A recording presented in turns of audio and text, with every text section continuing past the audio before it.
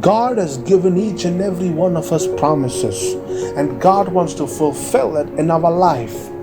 But we sometimes come to a point to understand that the promises that God has given us has to be fulfilled by what we think and what we say should happen in our life. And when things don't happen as per what we think or what we say, we put the blame on God, saying, He didn't listen to my cry, or He didn't answer to my prayers because it did not work as per what we thought or what we said. There's always a right time at a right place for the right specification to happen, that the promise that God has given us will be fulfilled in our life.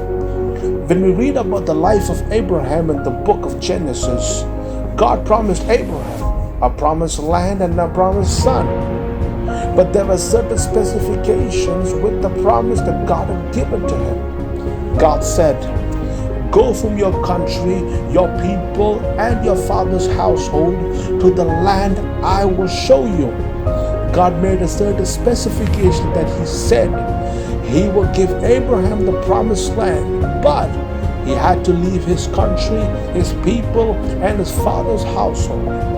But on the other hand, He took with Him his nephew Lot and his family and his cattle, left the place. God did not speak to Abraham or guided him towards the promised land until Lot with his wife and his cattle went their separate ways. Then God gave Abraham another promise that through Sarah, Abraham would receive not a child, but a son. God's specification was specific and exact that even a layman will not be confused.